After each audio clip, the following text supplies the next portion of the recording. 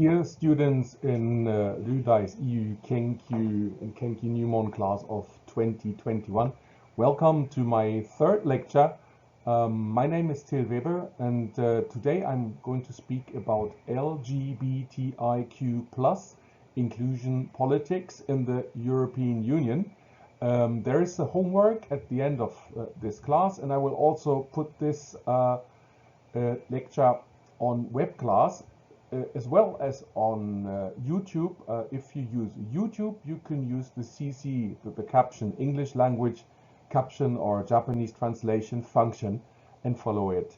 Also in writing, which may make it easier to follow. One word about our class. You notice the changes posted on web class due to the pandemic situation in Okinawa right now. We shifted our simulation game from June to July. So in June, you will be treated to more lectures by Miyazato sensei, Sakai sensei, and myself. And I hope we can have a physical get together for 2 or 3 weeks in July to do our big EU simulation game. But let's get started with today's topic. First, of course, what actually is LGBTIQ+? Well, it's a series of shorts. L stands for lesbian, that's a woman loving a woman. G is gay, a man loving a man. And lesbian and gay commonly are grouped together as homosexual.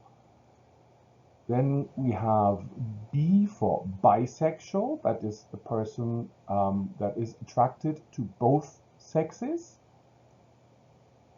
We have transgender, T for transgender. That means somebody feels he or she belongs to the opposite sex. In the body probably has the characteristics of one sex, but emotions and identity tend towards the other sex, and there's actually quite a few variations to this. Then we have I for intersexual, meaning that somebody is intermediate between male and female emotionally, but also physically. And finally, Q stands for queer. That's not a biological physical description, but that's a lifestyle choice that describes people who choose not to live like established heterosexual norms in a society, which usually mean a union between man and woman, marriage, children, and so on. People who choose a queer lifestyle. And then we have the little plus there. The plus basically indicates that this group is open for other variations, other types of sexual identities. To explain a little bit deeper, in more detail, what we are actually talking about today, I chose to use the gender-bread person, which is a very useful online tool to learn in easy to understand English about LGBTI. Let's look at the top half. You see 4 areas. First is here, you see brain. That is where your identity is decided, how you view yourself. In your head, you define your gender. Am I homosexual? Am I this? Am I heterosexual? And so on and so forth. Then we have the area of the heart, which stands for attraction. Which type of person are you attracted to? Are you attracted to males? Are you attracted to females? Are you attracted to both of them? Then we have this part, which is the sex area. That includes physical sex, but also the sex assigned to you at birth. If you look at slightly older birth certificates, usually the doctor chooses male or female. If you look at more modern, more recent birth certificates, often you have a third choice if that cannot be clearly decided, as in intersexual persons. And finally, you have your more or less your whole body as the area of expression, which means how you present your gender, how you express yourself. We have a few more details on that. Top left corner, gender identity. Your womanness or your manness is expressed through personality traits, the jobs you have. There are so-called typical male or female jobs. Then hobbies, it's the same. There are hobbies mostly pursued by males, by females. Likes, dislikes, roles you play in family, for instance. We have the gender expression, the expression, how feminine or how masculine or else do you want to look? This is actually something you can decide pretty freely. Your style, your grooming, the clothes, your appearance, also your language. Especially in Japanese language, there is a very well detailed male and female language. The hair, your haircut, do you wear makeup or not, and other things that send out expressions of your gender identity. The anatomical sex, this basically also describes your body, how is it formed, how much hair, the chest, hips, shoulders, hormones.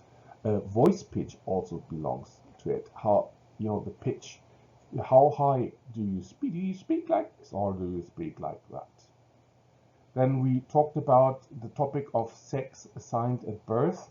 These days, it really should recognize that there is an intersex category where it cannot be said 100% a person is female or male.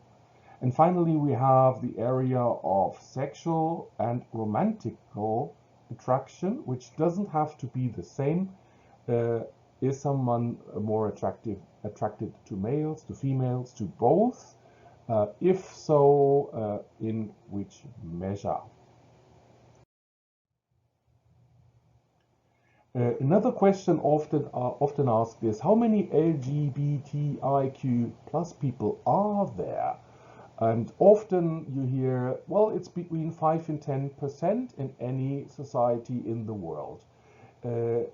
Actually, it's a very difficult question because the data we have are based on surveys where people are personally asked about their own identity. And as there is so much discrimination against LGBTIQ people, some people avoid coming out and stating clearly about their non-heterosexual orientation. So I chose a set of data that comes from Germany, which is a relatively free society in terms of how LGBTIQ people are treated. And let's start with this all adults, this category here. And you see about 2/3 say they are exclusively only heterosexual, men attracted to women and vice versa. Exclusive homosexuality here is only 3%, which is lower than the 5 to 10% generally assumed. But if you then look at everything that's in between, it starts with clear bisexuality, and then here two categories for people who are mostly heterosexual, but feel a certain degree of attraction to homosexual partners, and here mostly homosexual, but with some heterosexual attraction. There's more percents coming in, and finally we have 13% who say I don't know or I don't want to speak about it. So there's actually quite even given the difficulty of obtaining such data, there's actually quite a large proportion of people who are not exclusively heterosexual, like these 63%. And then interesting part starts here. If you look at young adults aged 18 to 24, then the numbers drop. Only 45% 5%, less than half, state clearly I am heterosexual. On the other hand, only 2% say clearly I'm homosexual. But then you have large numbers here, people who, and also this is also bigger, numbers of people who are still searching, probably aren't certain, aren't sure. They want to try out what actually is their sexual identity, and they are looking to define themselves and haven't yet done that. However, traditionally Germany and actually Europe have not been kind to LGBTIQ plus people. Question: what stands against accepting LGBTIQ plus people? What makes European people, and I guess people from other countries as well, make dislike LGBTIQ? Well, one is general conservative opinions, conservatism, and then social prejudice. Society clearly holds prejudices against non-heterosexual people. Then in Europe, certain interpretations of Christianity play a role. In the Bible, in the ancient part, there's the story of the two cities of Sodom and Gomorrah, which are the worst cities in the world of the Bible, which are inhabited by terrible people who have sex with anybody, anywhere, who have no morals, who are evil. And this story is massively in the Bible associated with homosexuality. Actually, sodomism, the term of having, well, first having sex with animals and then having sex with minors, comes from the name of the city of Sodom. Both cities were punished and destroyed by God in the Bible. So part of the Christian world is hostile to accepting LGBTIQ part, not all of Christianity, of course. Then for a long time there have been medical opinions that have proven to be completely wrong, describing homosexuality as a type of disease, a mental disorder that should be treated, for instance, by electric shocks that were, even in the 20th century, this treatment was administered to many homosexuals, and it of course is a form of horrible discrimination and making people suffer. Finally, very often in popular opinion, homosexuality, LGBTIQ, is associated with child sexual abuse and pedophilia. This is also wrong because homosexuals also commit crimes abusing children sexually and are pedophiles. So this is absolutely not a problem limited to LGBTIQ people. However, the combination of these prejudices and opinions in the case of Germany led to the persecution of homosexuals in the famous paragraph 175 of the Penal Code, which was in force, you see, from 1872 to 1994, so over 120 years. And that actually punished sex between men, either with a fine, money needed to be paid, or even a prison sentence. Ironically, sex between women was not punished in this way. It only concerned men. Then in 1933, Adolf Hitler and the Nazi Party took power in Germany, and they changed the law. They made it much more radical. Now even so-called lewd intentions and kissing, not physical sex, but just kissing between males, was punished. A total of 50,000 men was sentenced in court, and many of them eventually died in concentration camps run by the Nazis. And the picture on the right gives you an impression how that was handled. This is the stripe, the uniform inmates wore in concentration camps, and you see at the breast and also at the arm there were badges sewed on, indicating what type, why this person was made an inmate. And we have this entire column here that denotes homosexuals. The color pink was chosen, and it became the color of the homosexuals in the Nazi camps. And you see Jews here, you see professional criminals, Christians, communists. Here, this is politically, this area red, this communists or social democrats.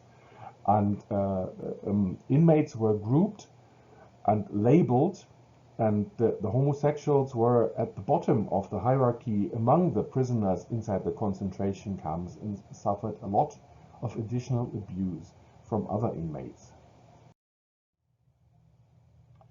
Germany changed late, however, it did change. In 1994, I mentioned that paragraph 175 of the Penal Code is revoked. It wasn't changed, it was completely struck off the books. And the next step was the EU, the European Treaty of Amsterdam in 1997. And in that treaty, the European countries agreed that all EU member countries must pass laws against discrimination. And this led to the Charter of Fundamental Rights of the European Union. In 2000, discrimination, all forms of discrimination, were banned. We'll have a closer look at that soon. And that was translated into national law in the 27 member states. You see in Germany, an anti-discrimination law was enacted in 2005. There was 5 years since the Charter and 8 years since the Treaty of Amsterdam. So you can guess that there was a lot of conservative resistance to this. But eventually in 2005, German law said all forms of discrimination, including at work or in civil society, are illegal. And this led to a number of other legal changes. Well, first of all, political intent expressed by the government, German government apologized to all homosexual victims of the Nazis in 2002, and by now there is a monument erected to the victims. 2001, a registered life partnership, it's a difficult word, registered life partnership came into force. This is not yet a marriage. A marriage between men and men or woman and woman was not yet possible, but it recognized same-sex couples living together, and it gave them some of the rights that married couples enjoy. Of course, this is still a form of discrimination, and in 2017, finally, the marriage for all, so everybody could marry it. If you marry in Germany, or in fact in most other European Union countries, it doesn't matter what your sex is and what the sex of the person you marry is. And this series of liberalizations is completed by after the German Supreme Court decided in 2013 that homosexual couples can adopt children. So you can now have a family with 2 women, 2 mothers and children, or 2 fathers and children. In fact, these families already exist, at least in major cities with their more diverse societies. And finally, I have this for you. Maybe you recognize the symbol. Here is a variation of it. It's the symbol of the German Federal Army, the Bundeswehr. And of course, that used to be a very male-dominated, rather conservative organization.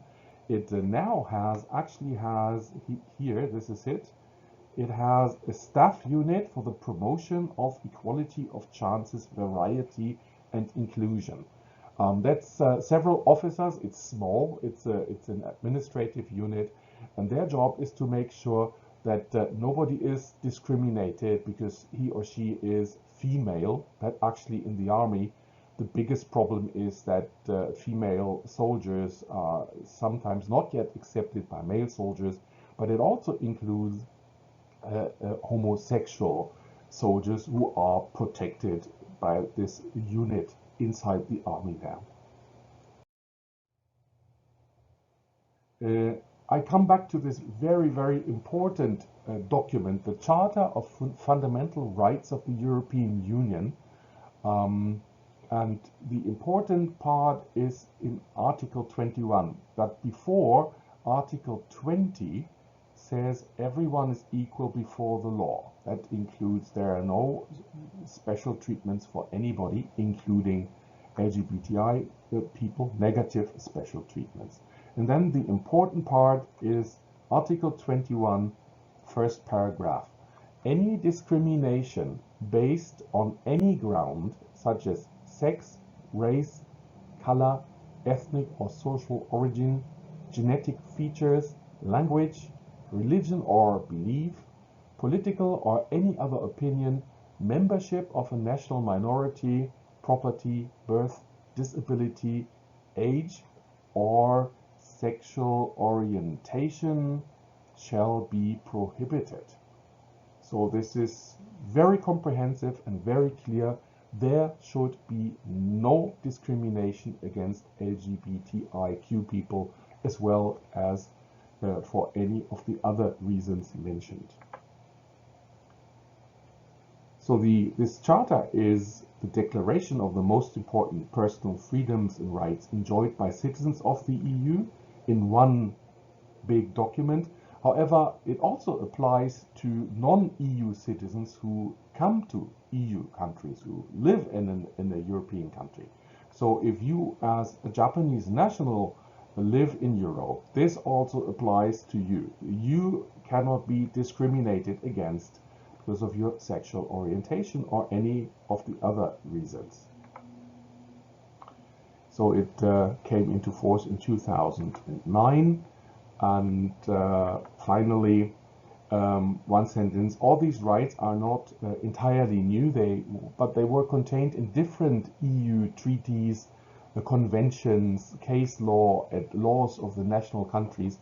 Now they are on the top level, they are all mentioned together, grouped together, and made binding. Let's have a look at the global situation though. Should homosexuality be accepted in society? First, there's quite a few countries, the gray countries here, for which we have no data. So we simply don't know about much of Africa or continental Asia. However, we have data for some countries. If you look in the blue area, starting here, means 51% of society accept homosexualities, and goes up to 91 to 100%. There's only 3 countries, if I see that correctly, where almost the entire society accepts homosexuality. That is Sweden here, and that is the Netherlands and Belgium, or is it Luxembourg, I think. So all these countries are inside the European Union. Also, if you look at the rest of the European Union, you see many countries, well, Britain is of course out now, Germany, France, Spain are included, that have acceptance rate here between 81 and 90%, so very high acceptance rate. However, if you look further east, of course, here this is also European Union territory. You see countries like Poland, or in the Balticum, Bulgaria, that's not Bulgaria, sorry, Romania here. Romania and here Bulgaria, so got it now.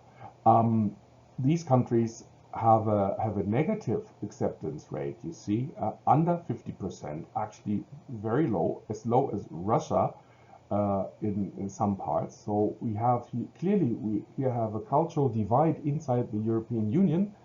Northern and Western European countries are much more liberal and accepting of LGBTIQ people, whereas Eastern European countries are much more negative about this. Finally, a look against Japan. You can see Japan here, 68% accepting, but 22% against. My impression is that those 22% who don't want to accept homosexuality tend to be very powerful in Japanese society and politics. So what's the legal situation of homosexuals worldwide today? First question is here. Same-sex intercourse. Is it illegal? Can there be sex between male and male or female and female? And this marks the countries in red, orange, and yellow. And you see one country here where actually the death penalty is administered if especially males are caught together, and that's Iran.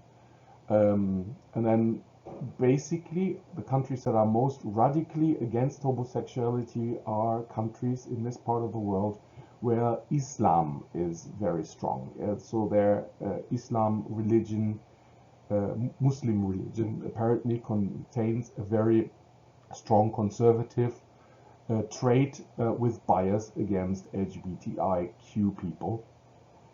The second question is recognition. Those are all countries where same-sex intercourse is legal, so no penalty. Recognition of unions. Question is there a legal recognition of homosexual people?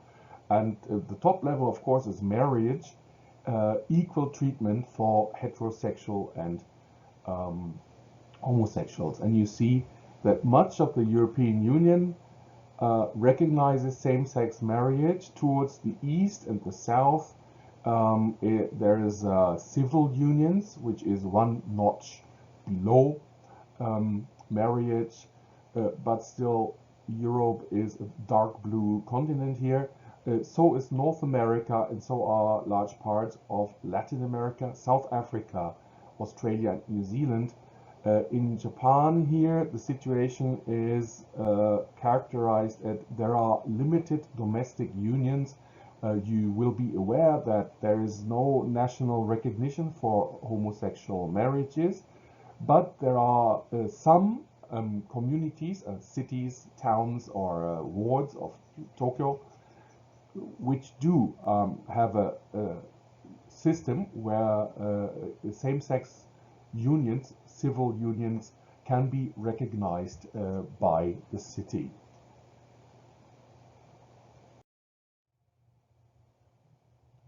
So let's have a look at the reality inside Europe. I have to say the Charter looks very good and it's very clear in its language, but despite this legal protections, European societies are not free of discrimination against LGBTIQ people.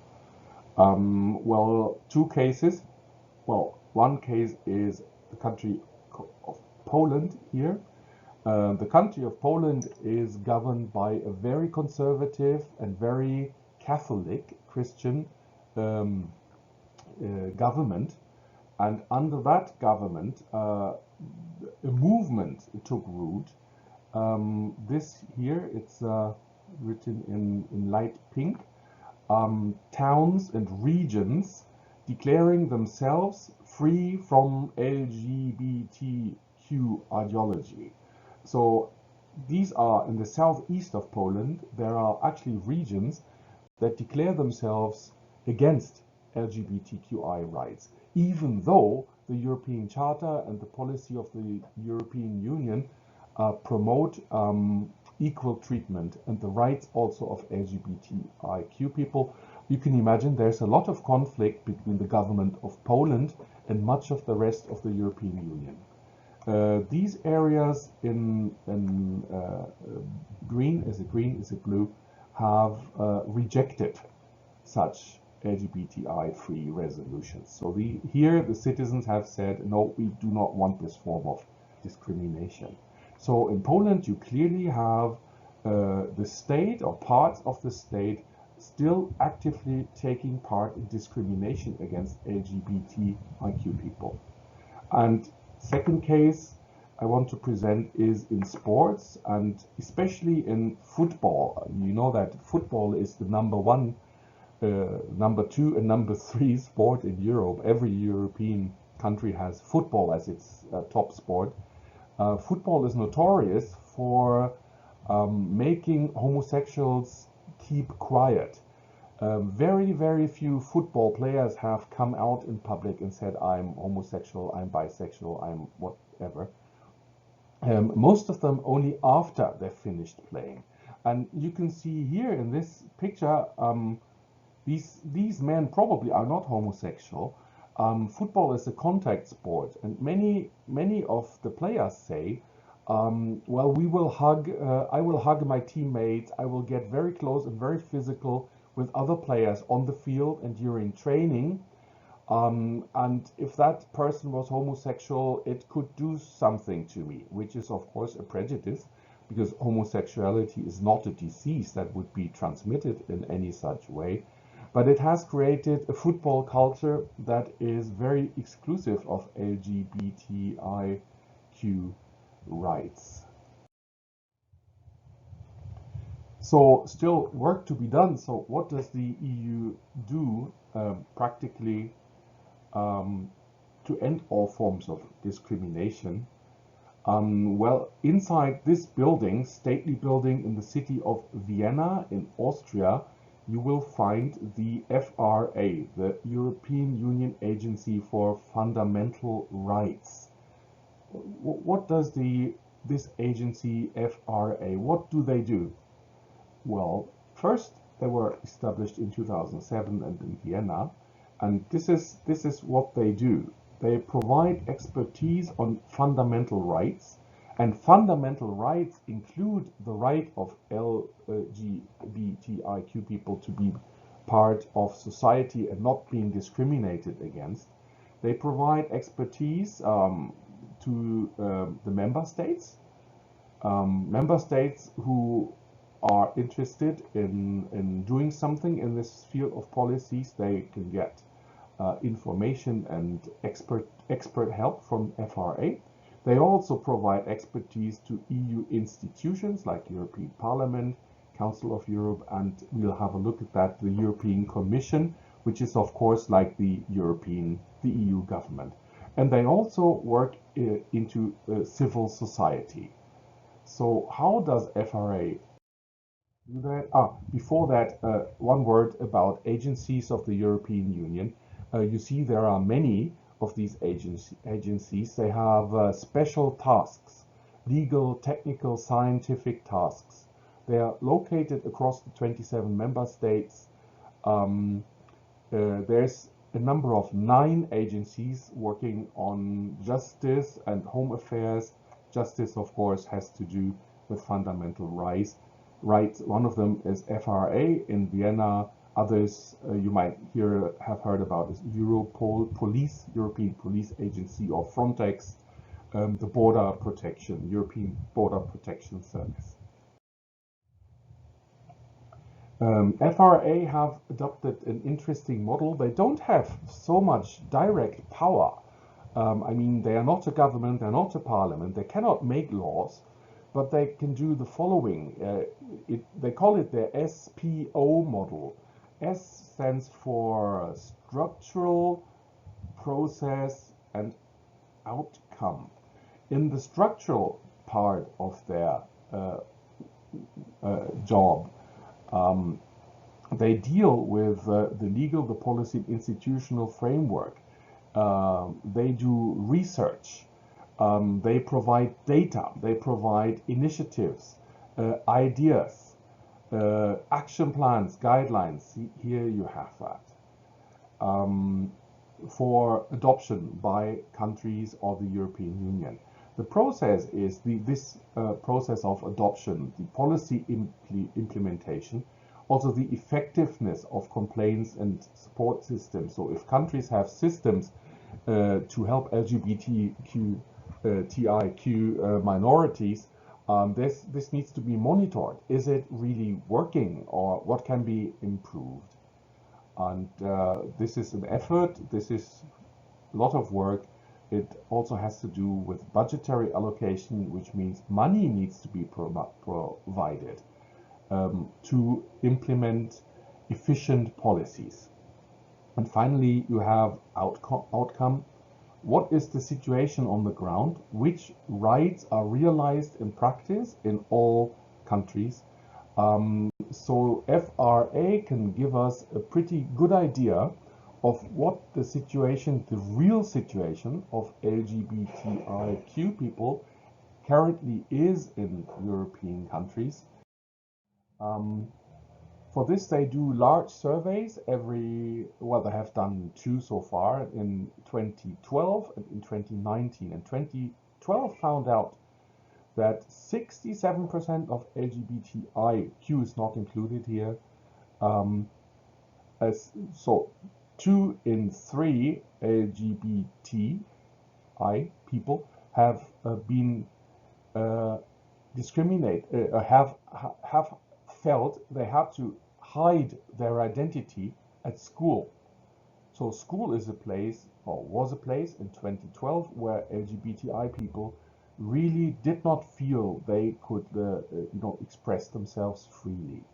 And same goes for 48% here. You have here to 68% that goes for school, and 48%, almost half, said they had to hide their identity at work.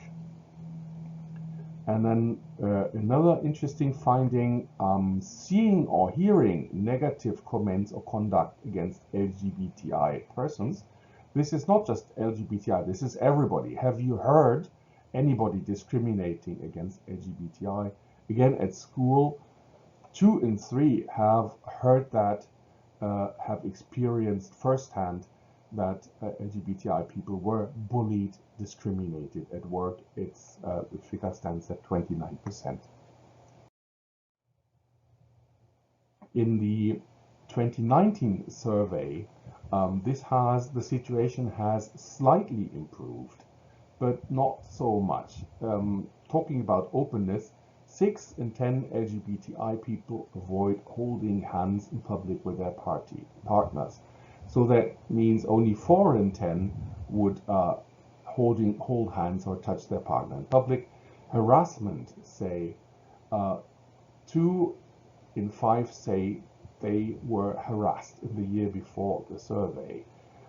Attacks, 1 in 5 trans and intersex people were physically or sexually attacked. 1 in 10 of the other LGBTI groups was attacked, verbally or physically. Discrimination, 1 in 5 feel discriminated against at work, and 1 in 3 feel discriminated when they go out to drink, to eat, to drink, or at social occasions. So there's still plenty.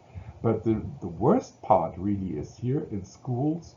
1 in 2 LGBTI students say someone among their peers and teachers supported, oh, well, I'm sorry, I'm mistaken. We will have the data for bullying and so on in schools in a minute.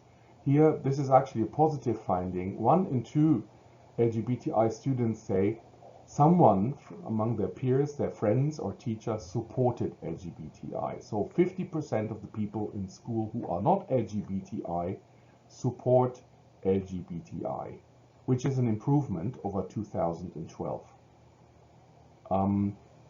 The evidence the FRA provided with the survey supported the European Commission's LGBTI equality strategy, which was adopted last year in November.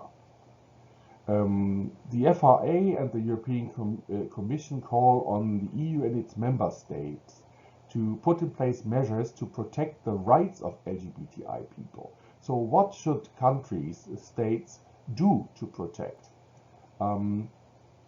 This is the most important 5 areas. Hate crime.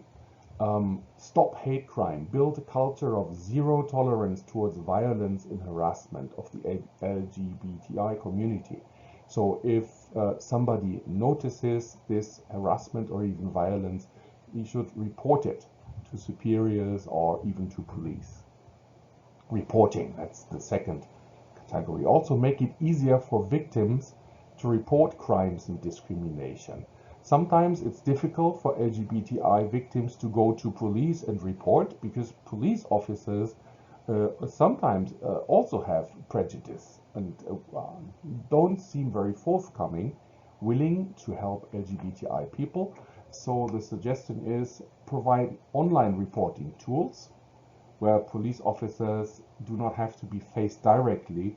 Community liaison, that's people in a community who are trained to deal with these incidents, and then finally train the police, make the police aware that protecting LGBTI people's rights is an important part of their job. Finally, discrimination, end discrimination, and it's asking for comprehensive national action plans. So countries should draw up more plans. And if you look at the example of Poland, which I gave you earlier, you can clearly see that much needs to be done in some countries. Then finally, schooling, which is a really difficult area because there is so much discrimination going on. Create a safe and supportive environment for young LGBTI people at school. This also goes for universities to an extent. Although the problem is bigger in schools.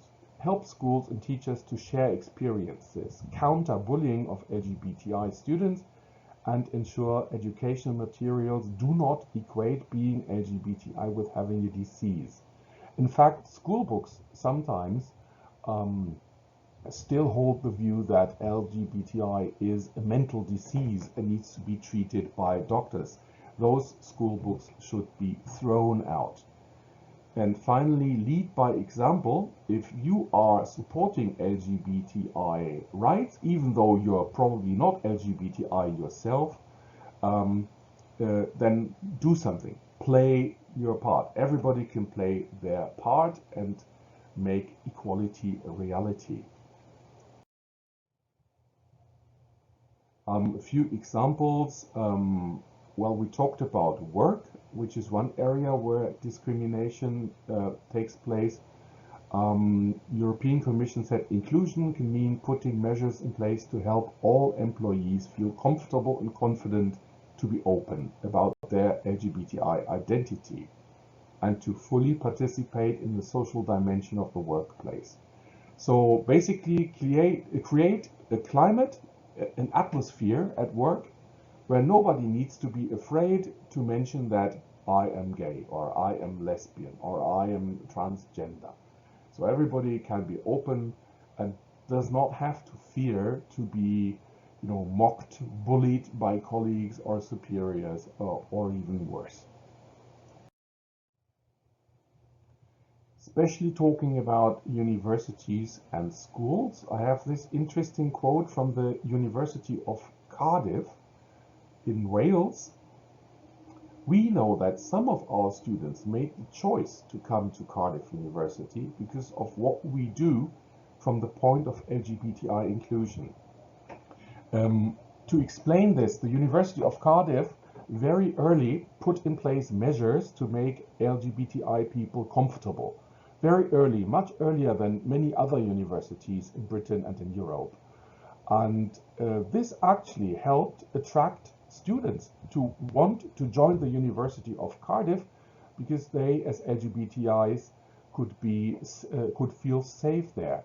And of course, attracting students is a competition. Universities are in competition, and they are in competition for students, for paying students, the same as in Japan happens in Britain.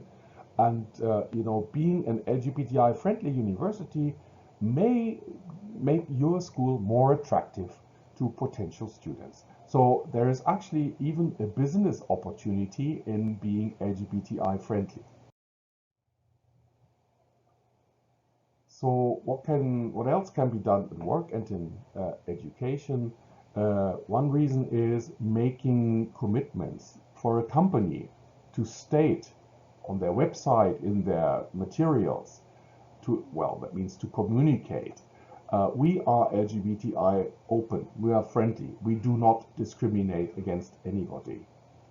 Then maybe a little bit awareness raising and some training for key people in your company, in your school, or in your university should be useful, so that people know more about LGBTI and know it's not a disease, it's not dangerous, and do not fall victim to prejudice. Finally, this is very important, networks, LGBTI people and LGBTI allies, the so-called straight allies. Straight allies are people who are not LGBTI themselves, but who wish to support LGBTI, who are against discrimination, who want a fair society, a fair company, a fair university. So these networks, possibly powerful networks, are very, very important. LGBTI people should reach out and find allies. Actually, that applies to me. I am not LGBTIQ myself, but I consider myself an ally. I want to help. I hate all forms of discrimination, and I want to do something to end this when I see it. Last point, many LGBTI people suffer from low self-esteem, have a low, evaluate themselves low, because they have been subjected to discrimination and bullying. This should be raised. LGBTI people should feel the same measure of pride and self-confidence and self-esteem as straight people.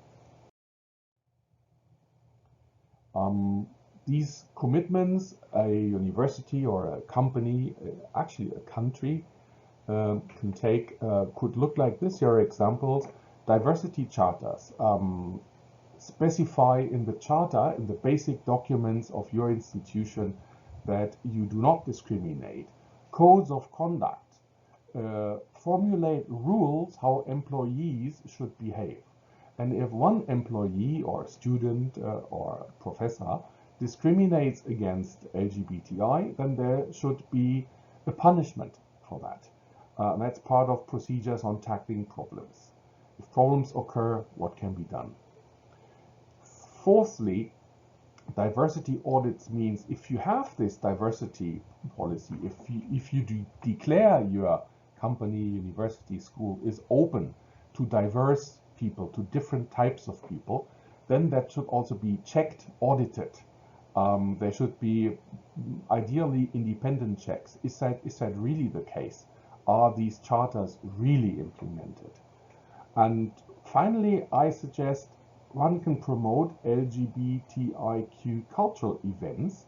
Of course, LGBTIQ people often are active in the field of arts or creative areas, so they have something to show, to give to society.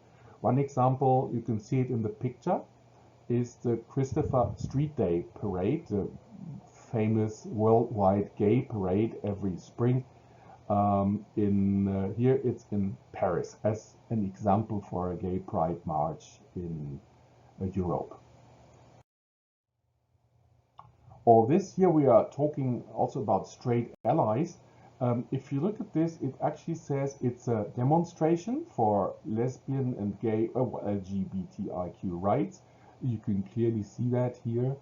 The rainbow colors, the rainbow flag, is the international symbol of LGBTIQ people. It's in Vienna in Austria, so it says in German Regenbogen, which means rainbow in English. And here you have a group of diplomats for equality. Diplomats is people from Gaimukan, from Taishkan, so people who are important in their own societies. And not all of these are LGBTIQ, I guess, but they support LGBTIQ rights on this day with a parade here, with a demonstration. And you can see, besides the European Union flag, you can see many countries' flag. You can see Sweden here. You can see Britain very clearly, the United States, Canada behind it. Here I see Finland. That ought to be Italy, and so on and so forth.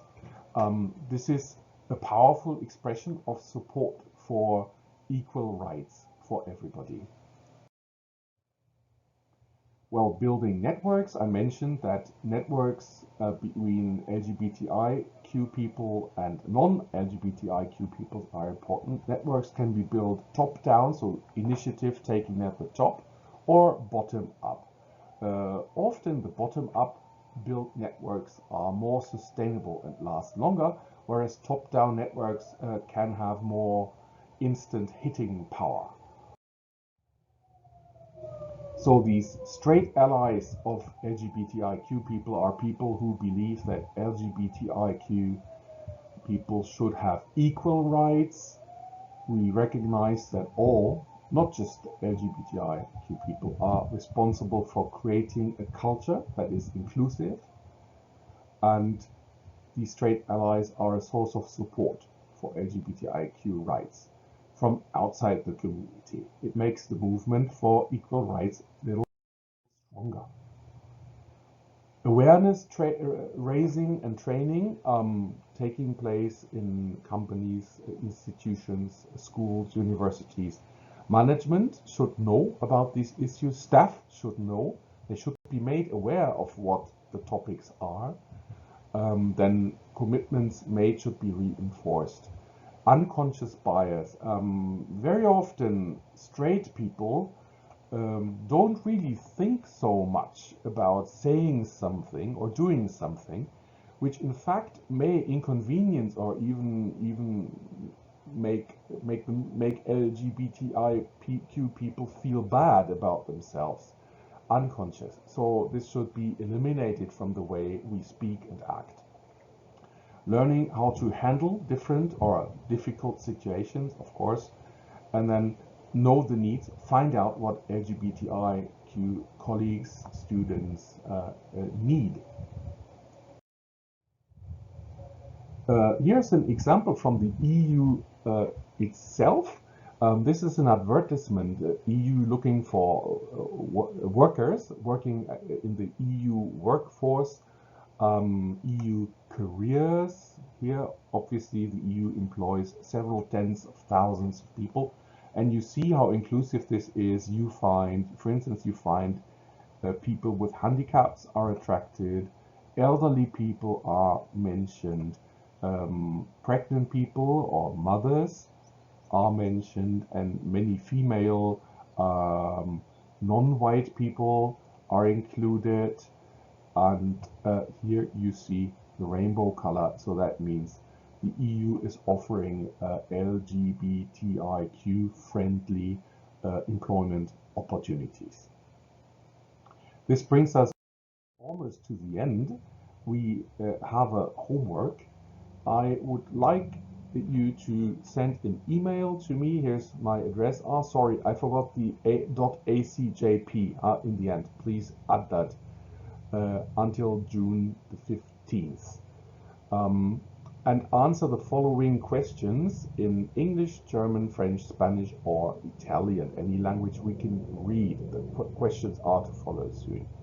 And I personally guarantee that your privacy and freedom of expression will be protected. Whatever you say, it will stay among us. It will not be published with your name. And now on to the homework questions. First, please comment on what you learned about EU policies against LGBTI. You can add Q plus discrimination.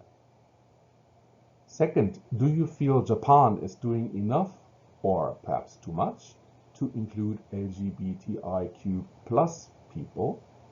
And thirdly, let's think about our own University of the Lycus. What should the University of the Lycus do to include LGBTIQ plus people? Have you seen any measures on campus, in place? Can you think of other things that should be done, or is it just fine the way it is? I'm looking forward to receive your homework, and for today, class is finished. Please, this is my correct email address on top of it. Please write to that address. Thank you very much for your attention, and I hope to see you physically in July. Stay safe, stay healthy. Goodbye.